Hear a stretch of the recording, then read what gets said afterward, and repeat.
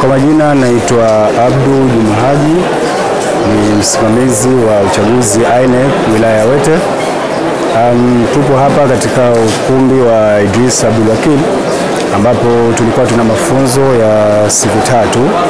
Kwa tarehe 24 tulianza na makarani wa vituo vyote vya wilaya ya Wete, lakini pia kwa tarehe 25 na tarehe 26 tuliendelea na mafunzo haya kwa wasimamizi wa vituo sambamba na wasimamizi wasaidizi wa vituo. Kiujumla tumefanikiwa katika engo zote, kwa maana tulitayarisha mafunzo yalienda kwa nadharia lakini pia vitendo. Kwa hiyo ushiriki wao wanafunzi umenipa moyo, kwa kweli umenipa moyo kuonyesha kwamba vijana wako tayari kwa ajili ya kukabili zoezi zima la uchaguzi mkuu hapo ifikapo tarehe 29 Oktoba mwaka 2025. Naambia wale wanafunzi wote ama waliohitimu haya mafunzo ni kwamba uchaguzi unafuata sheria, kanuni, miongozo na maelekezo.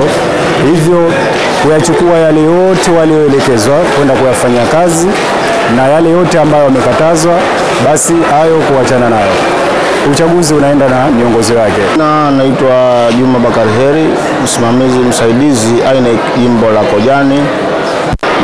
Naamini mafunzo haya yamekwenda vizuri, na kwa kweli wanafunzi wameelewa vya kutosha, na ni imani yangu kwamba wanaenda kufanya vizuri katika zoezi zima la uchaguzi ambalo linafanyika Oktoba 29 mwaka huu 2025.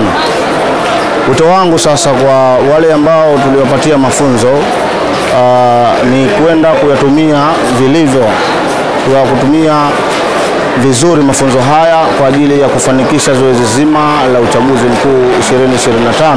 Mimi naitwa Hadija Bakari Sharifu, ni mkazi wa Limbani katika shehia ya Limbani, ambapo tumepata mafunzo mazuri alhamdulillah. Toka jana tuko hapa, wakufunzi wetu walikuwa ni wazuri, wako wazi na mafunzo yalikuwa vizuri. Kwa hiyo tunachotoa ahadi ni kwamba tutafuata haya mafunzo na tutafanyia kazi kama tulivyoelekezwa. Tuko tayari kushirikiana pamoja na PO wetu pamoja na wakuu wetu wengine ambao watatupa hayo maelekezo. Kwa jina naitwa Komo Mbaraka Dawa.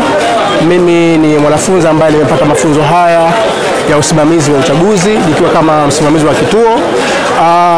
Kwanza kabisa natoa shukrani kwa walimu wetu kuweza kutufundisha vizuri. Tumefahamu vizuri na tunajua majukumu yetu, na tunawaahidi tu kwamba tutaenda kutekeleza majukumu yetu ya kimsingi ndani ya vituo vyetu vya kura. Kwa hiyo tumejipanga vizuri na tuna ueledi wa kutosha na ufahamu wa kutosha juu ya kazi kubwa ambayo tunaenda kuifanya siku ya tarehe 29. Jina naitwa Ibrahim Mustafa Musa, kutoka shehia ya Limbani, jimbo la Wete. Mimi niseme tu kwamba leo tumehitimisha kupata mafunzo haya, mafunzo ya usimamizi wa kura. Mafunzo haya tumepokea kwa ueledi na usikivu.